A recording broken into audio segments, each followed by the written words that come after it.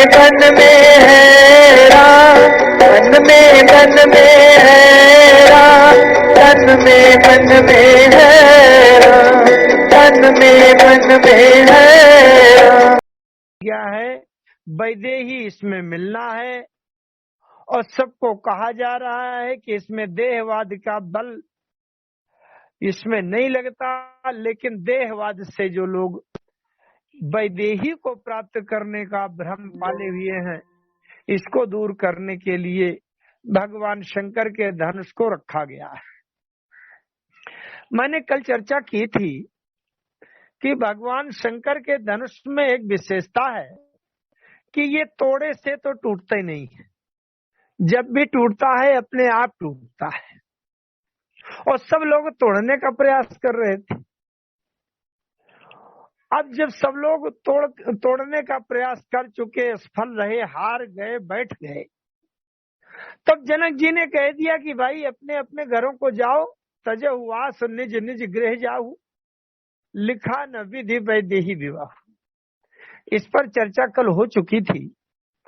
जब सबको कई बार कह चुके जनक जी, इसके बाद गोस्वामी जी लिखते हैं, विश्वामित्र समय शुभ जानी।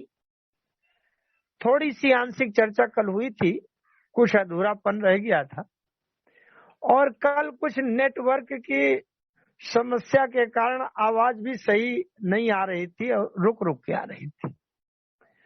आइए इस पर विचार करते हैं, विश्वामित्र समय शुभ जानी क्यों। एक तो भाव ये कि अगर राम जी पहले धनुष तोड़ देते, बीच में लाइन में खड़े होते, और राम जी के पीछे 10, 5, 15 लोग और खड़े होते, और राम जी बीच में धनुष तोड़ देते, तो राम जी के बाद जो उनके पीछे नंबर लगाए खड़े थे, वो जानते हो क्या कहते? वो तो यही कहते कि भैया ये धनुष तो हम बिल्कुल आसानी से तोड़ देते, हमारा नंबर नहीं आया तो हम क्या करें। इस तरह के तो हम 10, 5 धनुष तोड़ देंगे, दूसरा ले आओ, हम अभी तोड़ देते हैं। अरे हमारा नंबर नहीं आया, हमारे नंबर आने के पहले ही टूट गया, तो अब हम क्या करें, धनुष बचे नहीं। तो अब शंकर जी का धनुष कोई बार बार थोड़ी लाया जाएगा, तो ये विवाद हो जाता। अगर 4 लोग भी बचे होते तो वो लोग दावा करने लगते। इसलिए विश्वामित्र जी ने सोचा कि अगर पहले धनुष तोड़ देते, उस समय ये विवाद बना रहता। लेकिन अब जनक जी ने कह दिया है ललकार कर कि अब जन को माखे भट्ट मानी और वीर विहीन मही मैं जानी। इसका मतलब जिसके अंदर वीरता की अगर आशा भरी हो तो अभी फिर से ये करके उठाने का प्रयास करके देख सकता है। लेकिन रहा उठाऊ तोर भाई, तिल भरी भूमि न सके छड़ाई, तो इसलिए कोई वीर नहीं है, ये कह चुके। इसका मतलब जनक जी ये चैलेंज कर रहे हैं, ध्यान से समझिएगा, कि भक्ति की सीता प्राप्त करने के लिए इस सृष्टि में दूसरा कोई विकल्प नहीं है। जब तक अहंकार की कठोरता रूपी ये शंकर जी का धनुष जब तक चूर चूर नहीं होता, नहीं टूटता, अपने जीवन से खंडित नहीं होता, तब तक भक्ति की सीता नहीं मिल सकती। और दूसरा कोई विकल्प हो तो करके देख लो। और अहंकार का धनुष तब टूटेगा जब आप समर्पण करोगे। ये तमकिता की तकी, तमकिता की माने ऐंठते हैं, अकड़ते हैं, देखते हैं बल कहाँ से लगाएं, हाथ कहाँ से पकड़े और झटका कहाँ मारे, इसका मतलब बल लगा रहे हैं। ये बल लगाने से नहीं टूटता, अहंकार का धनुष तो समर्पण से टूटता है, बल लगाने से नहीं टूटता। लेकिन अब कोई राजा तो हिम्मत कर नहीं पा रहे, क्योंकि देख चुके हैं जब हिलता ही नहीं है तो उठेगा कहाँ से, टूटेगा कहाँ से। तो विश्वामित्र समय शुभ जानी, शुभ समय जाना। अब अगर राम जी तोड़ भी देंगे तो कोई ये नहीं कह पाएगा कि मेरा नंबर नहीं आया, मैं भी तोड़ सकता था। अरे जनक जी बार बार ललकार चुके हैं, अभी भी किसी को तोड़ना हो, कोई युक्ति बाकी हो, किसी का बल अभी शेष हो तो बताओ। इसका मतलब अब कोई बाद में ये नहीं कह पाएगा कि मैं तोड़ सकता था, मेरा नंबर नहीं आया, ये नहीं कह पाएगा। इसलिए विश्वामित्र समय शुभ जानी। और दूसरा भाव इसका ये था, संसार में जिसका जन्म हुआ है उसकी मृत्यु निश्चित है, जात से ही ध्रुव और मृत्युम। तो जन्म लेने वाले की मृत्यु निश्चित है, जिसका निर्माण हुआ है उसका विनाश निश्चित है। जो मकान आज बन रहा है, कभी न कभी 150-200 साल के बाद वो गिरना उसका निश्चित है। जिसका जन्म हो गया है उसकी मृत्यु निश्चित है, जो आया है उसका जाना निश्चित है, ये अपरिहार्य है। अच्छा, जो अच्छे अच्छे ज्योतिष के जानकार होते थे, ग्रहों की स्थिति से ये पता लगा लेते थे कि इसकी आयु कितनी। इसीलिए घर बनाए जाते हैं जब, तो उनका मुहूर्त में भूमि पूजन होता है ताकि ये टिकाऊ रहे, स्थायी रहे और काफी ठीक रहे। तो इसी प्रकार से जब धनुष की रचना हुई, धनुष की जब रचना हुई तो किस मुहूर्त में, किस नक्षत्र में, किस योग में रचना हुई। और अगर ज्योतिष के कुंडली के जानकार लोग धनुष की रचना के मुहूर्त से उसका ग्रह गोचर, ग्रहों की स्थिति जान लें और अच्छे ज्योतिष के ज्ञाता हों, तो वो धनुष को ये बता देंगे कि इसकी उम्र, इसकी आयु कितनी। ज्योतिष के अच्छे जानकार ये तक बता देते थे कि आप 23 अगस्त सन 32 में 3:35 पर आपका शरीर छूट जाएगा।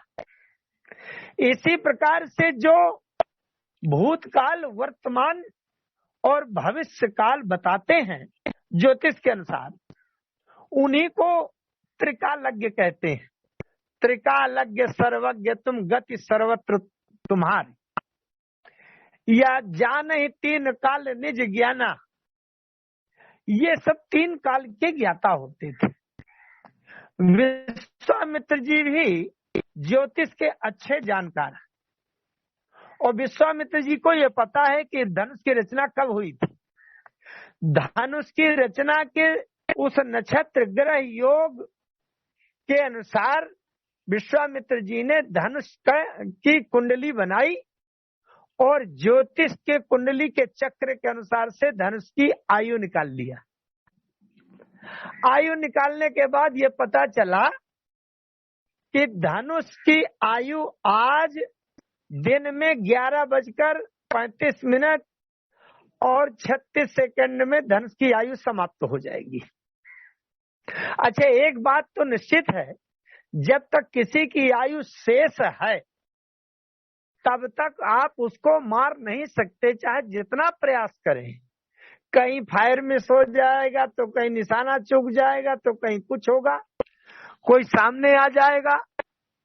जब तक किसी की आयु शेष है तब तक आप उसको मार नहीं पा सकते, और अगर किसी की आयु समाप्त हो गई तो लाखों उपाय कर लीजिए, उसको आप बचा नहीं पा सकते। बड़े ध्यान से समझिएगा। विश्वामित्र जी धनुष की कुंडली जानते हैं, धनुष के ग्रह गोचर का ज्ञान है, और धनुष की आयु उन्होंने बता दिया कि 11:36 और 45 सेकंड में धनुष की आयु पूर्ण हो जाएगी। और ये जितने भी राजा उठा रहे थे, ये 10 बजे से लेकर 10:30 बजे और 11 बजे तक उठा करके निपट गए थे, और सब हाथ में हाथ धरे बैठे थे। और विश्वामित्र जी ये जानते हैं कि धनुष की आयु 11:36 में समाप्त होगी, तो उसके पहले चाहे कोई कितना भी प्रयास करे, ये धनुष टूट नहीं सकता।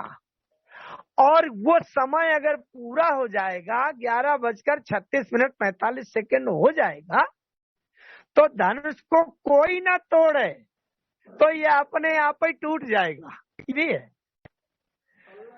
विश्वामित्र समय शुभ जानी, विश्वामित्र जी शुभ समय जानते हैं और राम से कहते हैं, राम धनुष को तोड़ना नहीं पड़ेगा, धनुष के अपने आप टूटने का समय आ रहा है।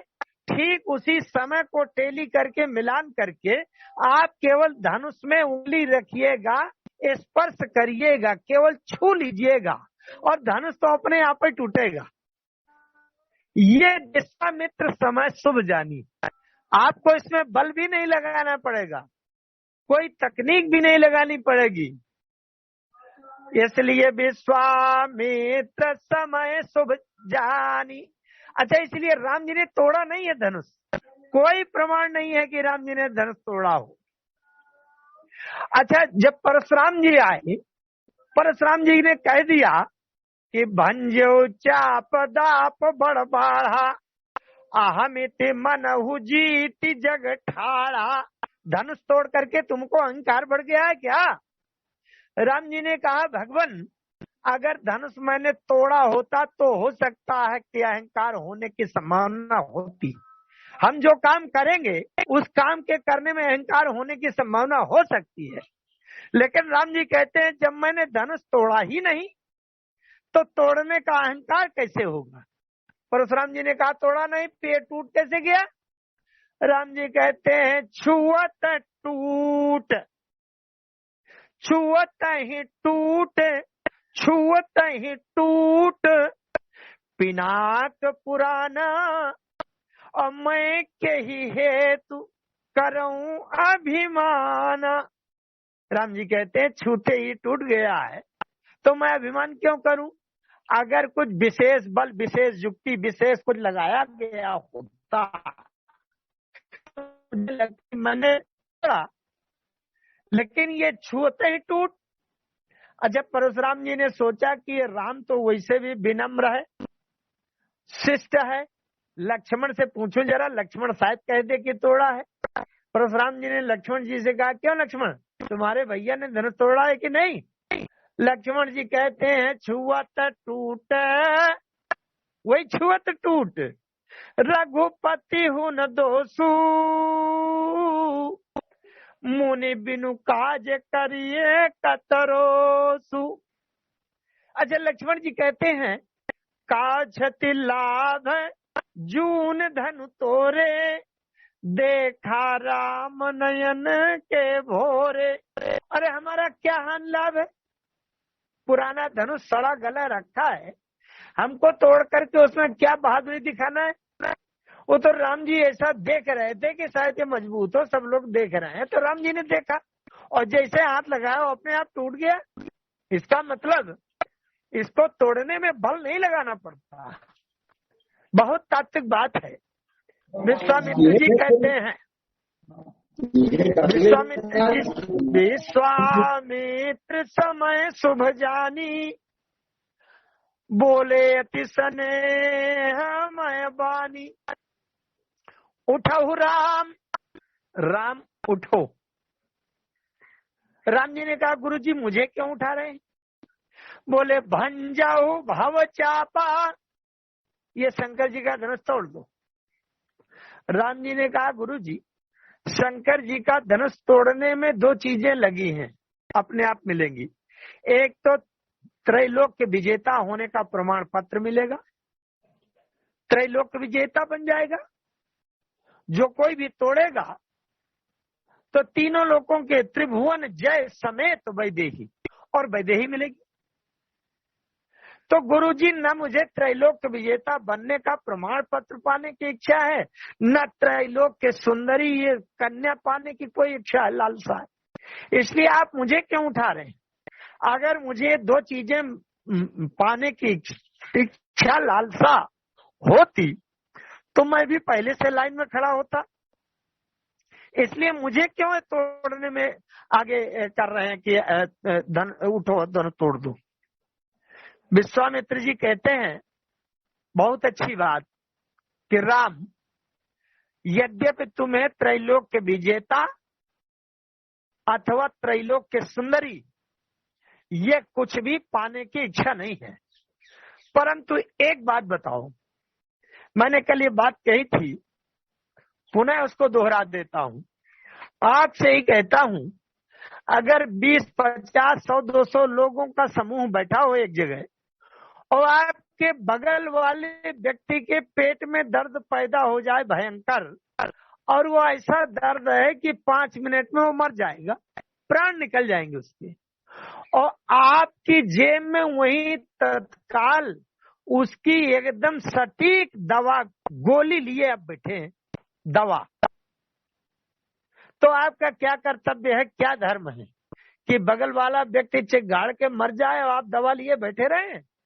अरे नहीं, आपका धर्म कर्तव्य ये है कि भाई तत्काल उसको राहत देने के लिए उसे तुरंत दवा दे दीजिए, फिर भले ही 1 गोली के बजाय 4 गोली वो लाके खरीद के फिर आपको दे दे, वो एक अलग बात हुई। लेकिन जिस समय कोई व्यक्ति दर्द से करा रहा है, आपके पास उसकी सटीक दवा औषधि है, तो आपका कर्तव्य बनता है कि उसका दर्द दूर करो। विश्वामित्र जी ने कहा कि यहाँ जनक जी को एक दर्द पैदा हो गया है, एक जलन पैदा हो गई है, दाहकता उत्पन्न हो गई है, ताप उत्पन्न हो गया है, और उस दर्द की दवा कोई दूसरी है नहीं, विकल्प नहीं, उसकी जलन, उसका ताप दूर करने का दूसरा कोई उपाय नहीं, क्योंकि जनक जी ने मना कर दिया, सुकृत जाई जापन परिहरऊं, कुंवारी कुंवारी रहूं का करऊं। इसका मतलब कन्या चाहे कुंवारी बैठी रहे, लेकिन मैं प्रतिज्ञा नहीं बदल पाऊंगा, और अगर कन्या कुंवारी बैठी रहे तो पिता के हृदय में जीवन पर्यंत के लिए एक बहुत बड़ा सूल, बहुत बड़ी जलन उत्पन्न हो गई, सूल चुभ गया जब तक कन्या कुंवारी बैठी है। तो विश्वामित्र जी कहते हैं कि जनक जी ने और कोई विकल्प की कोई आशा नहीं रखी, और कन्या का विवाह होगा तो धनुष तोड़ने पर ही होगा, और जब तक कन्या का विवाह होता नहीं है तब तक जनक जी के हृदय की जलन शांत होने वाली नहीं। इसलिए विश्वामित्र जी कह रहे हैं, उठऊ राम भंजऊ भव चापा। अच्छा, सब में और राम जी में अंतर क्या है? विश्वामित्र जी कह रहे हैं कि जो सब लोग धनुष के पास जा रहे थे, वो स्वयं के स्वार्थ लाभ के लिए, सम्मान के लिए, प्रतिष्ठा के लिए, सुंदरी पाने के लिए, स्वार्थ के लिए जा रहे थे। तो जो लोग स्वार्थ के लिए ये धनुष उठाने और तोड़ने के लिए जाते हैं वो सफल नहीं होते। लेकिन राम, तुम सुंदरी पाने के लिए नहीं, त्रैलोक के विजेता बनने के लिए नहीं, बल्कि क्यों जाओ धनुष के पास, धनुष को क्यों तोड़ो? उठऊ राम भंजऊ भव चापा, अमेटहु तात जनक परितापा। जनक का परिताप दूर करने के लिए धनुष तोड़ो। सीता सुंदरी पाने का लक्ष्य नहीं है, लेकिन जनक का दर्द कैसे दूर होगा, और ये आप कह नहीं सकते हैं कि किसी रोग की दवा आपके जेब में नहीं है, किसी ताप का उपाय आपके पास नहीं है, ये कह नहीं सकते हो। इसलिए शंकर जी का धनुष तोड़ो। तोड़ने में उद्देश्य क्या है? जनक जी के हृदय की जलन शांत करना, उद्देश्य है। इसका मतलब जो लोग स्वार्थ के लिए, अपने सुख के लिए, विषय सुख के लिए, इंद्रिय सुख के लिए, सुंदरता पाने के लिए, विजय प्रमाण पत्र पाने के लिए जो धनुष तोड़ने जाता है,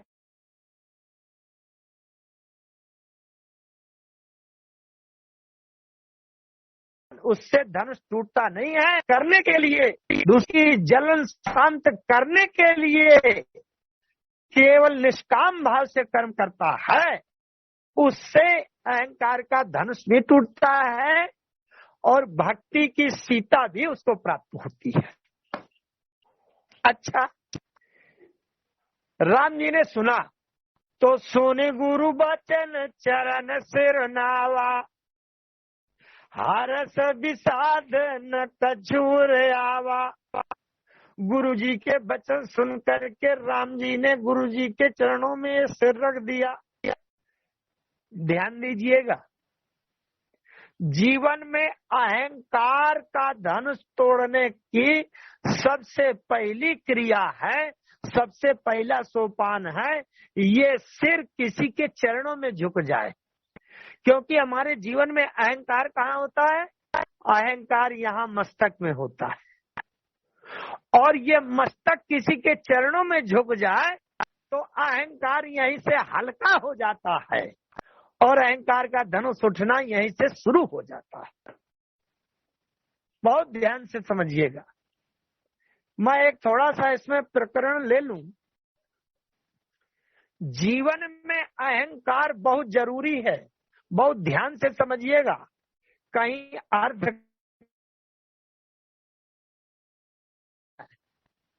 जीवन में अहंकार होना भी बहुत जरूरी है।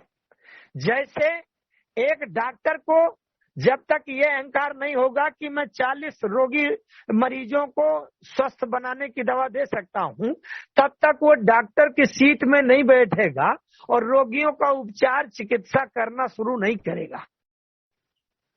जब तक किसी शिक्षक को ये अहंकार नहीं होगा कि मैं 70 अशिक्षित विद्यार्थियों को शिक्षा दे सकता हूं, तब तक वो क्लास में पढ़ाने की जगह नहीं जा सकता। अच्छा, इस शरीर को भी जब ये भीतर से स्वीकार हो गया होगा कि मैं राम कथा की कोई अच्छी सी बात बता सकता हूं 50 लोगों के बीच में, तभी ये शरीर भी कथा करने के लिए वहां उपस्थित होगा। अहंकार बहुत जरूरी है, बहुत ध्यान से समझिएगा।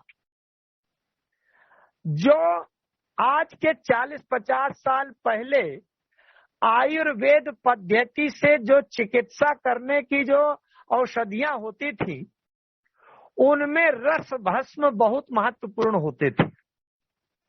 रस भस्म में विष, उपविष और महाविष भी डाले जाते थे।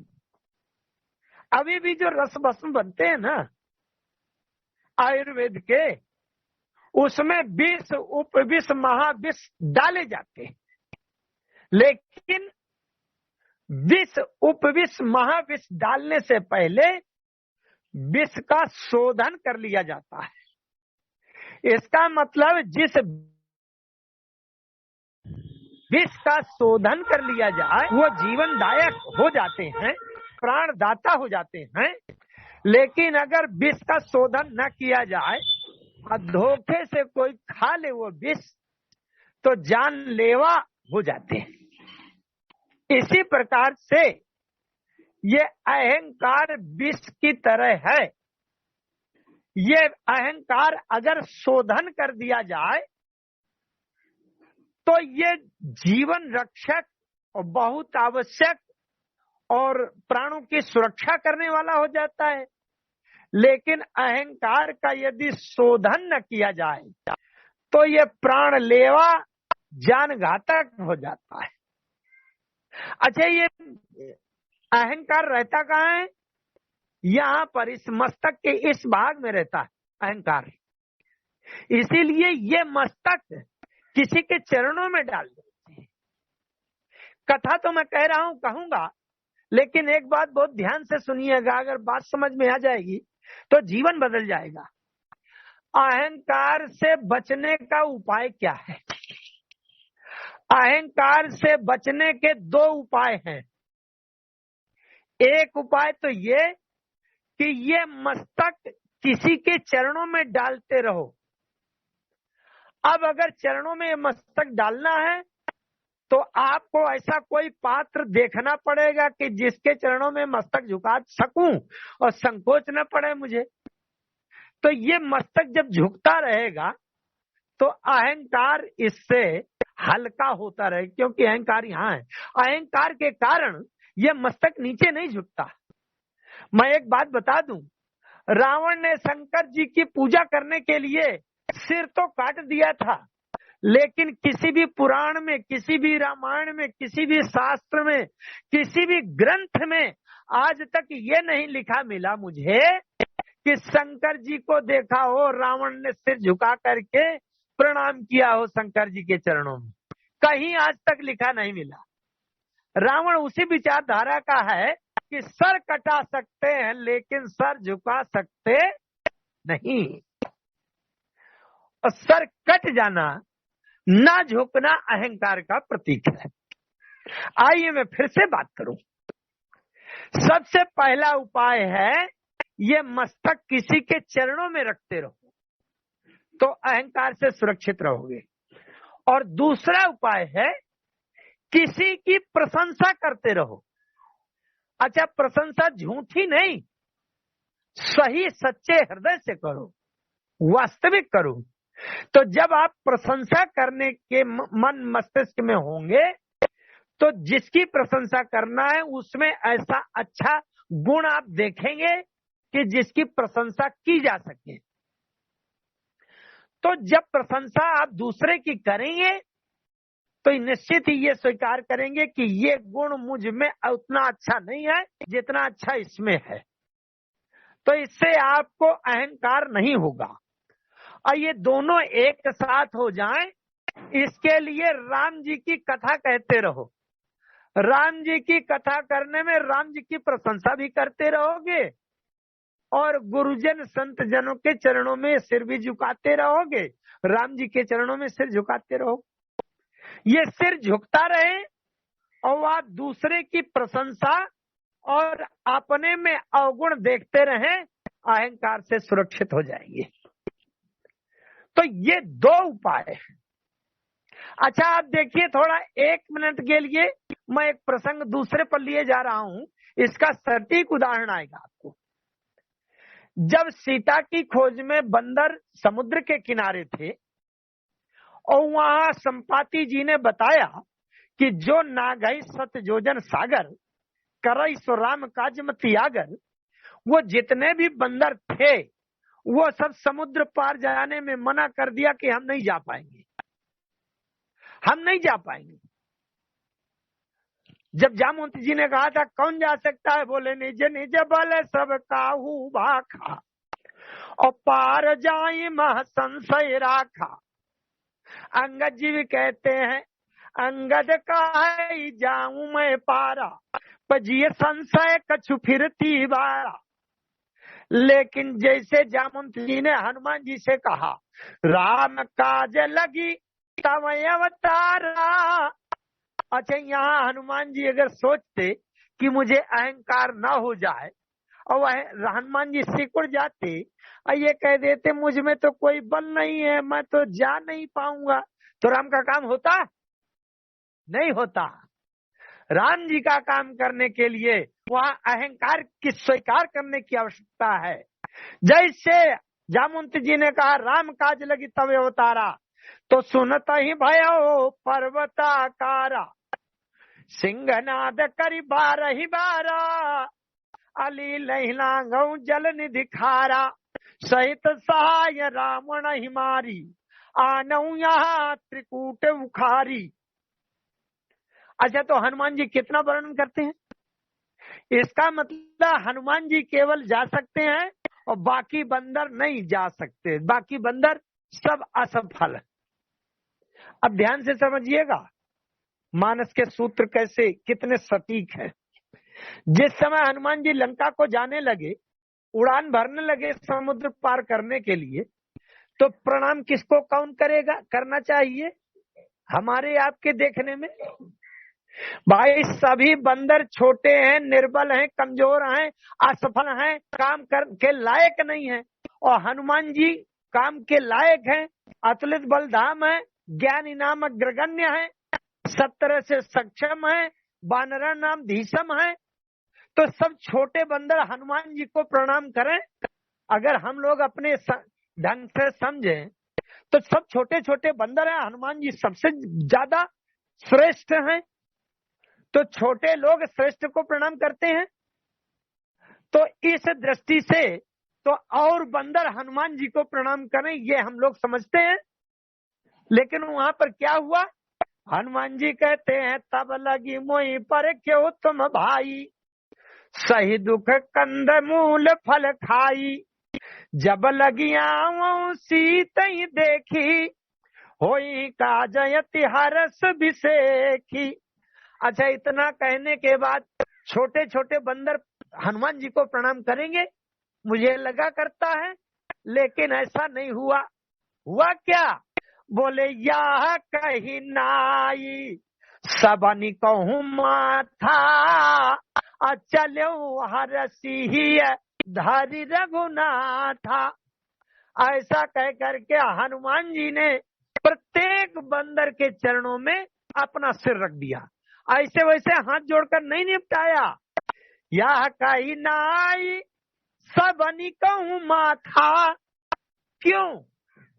इसलिए कि चाहे जनकपुर में धनुष तोड़कर सीता मिलनी हो, और चाहे यहाँ समुद्र को पार करके सीता के पास पहुंचना हो, ये दोनों देहाभिमान हैं। जनकपुर में जो धनुष है वो भी देहाभिमान है, और ये जो समुद्र है ये भी देहाभिमान है। देहाभिमान को पार करने के लिए ये मस्तक झुकना चाहिए। हनुमान जी ने अभी अहंकार बोला था, सिंहनाद करी बारही बारा, लीला लांघो जल दिखारा, सहित सहाय रावण ही मारी, आनव यहाँ त्रिकूट उखारी। इसलिए ये अहंकार को शोधन करने के लिए यह कही नाई सबनी कहूँ माथा, सबके चरणों में मस्तक झुका दिया। और उधर राम जी ने सोने गुरु बचन चरण सिरनावा, हरस विषाद न कछूर आवा।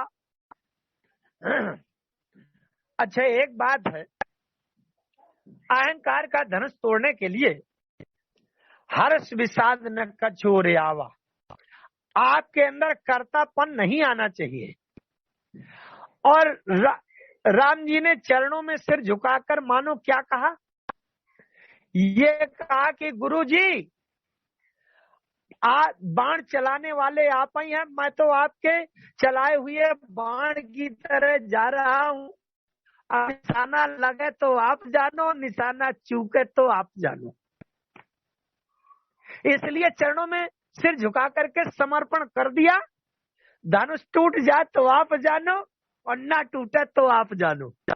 इसमें ना मेरी कोई वाहवाही है और ना कोई बदनामी है। बदनामी होगी तो आपकी होगी, क्योंकि आप कह रहे हैं अपने चेला को कि जाओ ऐसा कर दो। अच्छा, लक्ष्मण जी ने तो पहले ही बता दिया था, जब सतानंद जी विश्वामित्र जी को लिवाने गए थे तो सतानंद पद बंदी प्रभु बैठे गुरु पही जाई, और विश्वामित्र जी ने कहा कि आज सीए स्वयंवर देखिए जाई, ईश का ही धो दे बढ़ाई। तो लक्ष्मण जी ने कहा, गुरुजी मैं सब जानता हूँ, पहेलियां मत बुझाइए, मैं सब जानता हूँ कि धनुष किससे टूटेगा और वाहवाही किसकी होगी। विश्वामित्र जी ने कहा, जानते हो कि धनुष किससे टूटेगा? लक्ष्मण जी ने कहा, हाँ जानता हूँ। विश्वामित्र जी ने कहा, उसका नाम बताओ। लक्ष्मण जी कहते हैं, नाम नहीं जानता पर काम जानता हूँ। क्या? बोले, लखन कहा जस भाजन सोई, नाथ कृपा तव जा पर होई, इसका मतलब जय जयकार वाहवाही उसी की होगी जिसके ऊपर आपका आशीर्वाद हो जाएगा। इसका मतलब धनुष किसी के पुरुषार्थ बल से नहीं टूटेगा, वो तो गुरुजनों की कृपा और आशीर्वाद से टूटेगा, बहाना चाहे कोई भी बन जाए।